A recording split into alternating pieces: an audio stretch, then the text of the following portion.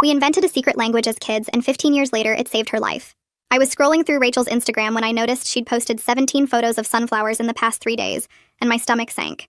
Rachel and I had created an emergency code back in high school after her ex turned into a stalker. That's what those sunflowers were. Especially since the caption said, "Look at my garden thriving," when Rachel killed every plant she'd ever owned.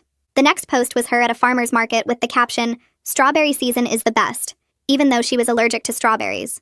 My chest tightened as I recognized what was happening. Sunflowers meant, "I'm in trouble."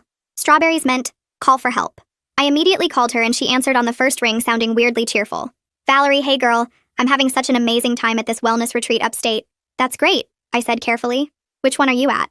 She laughed, but it sounded forced. "Oh, you know, the one with meditation and yoga.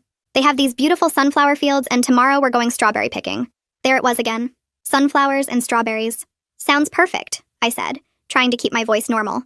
"Hey, remember that time we went camping at Bear Mountain and got lost?" We'd never been camping at Bear Mountain, but it was part of our code. "Oh my god, yes," she said. We walked 12 miles that day.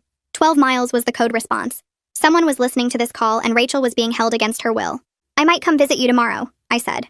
"Would that be cool?" There was a pause, and then Rachel's voice came back slightly higher. "Actually, they don't allow visitors during the first week. But you know, I've been reading so much here, especially those blue books we used to love." Blue books meant she was being drugged.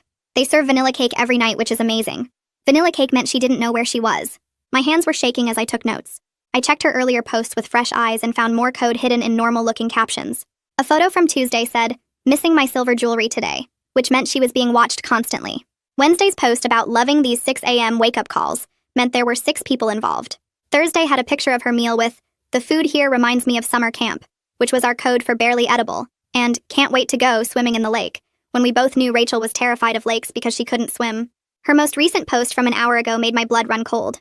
It was a selfie with the caption, "Having so much fun with my new friends, especially the girl who reminds me of Jessica from 10th grade."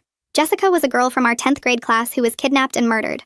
I drove to Rachel's apartment and found her laptop still open on her bed, showing a website for Life Renewal Institute that looked professional, but had only been created 2 weeks ago according to the page source.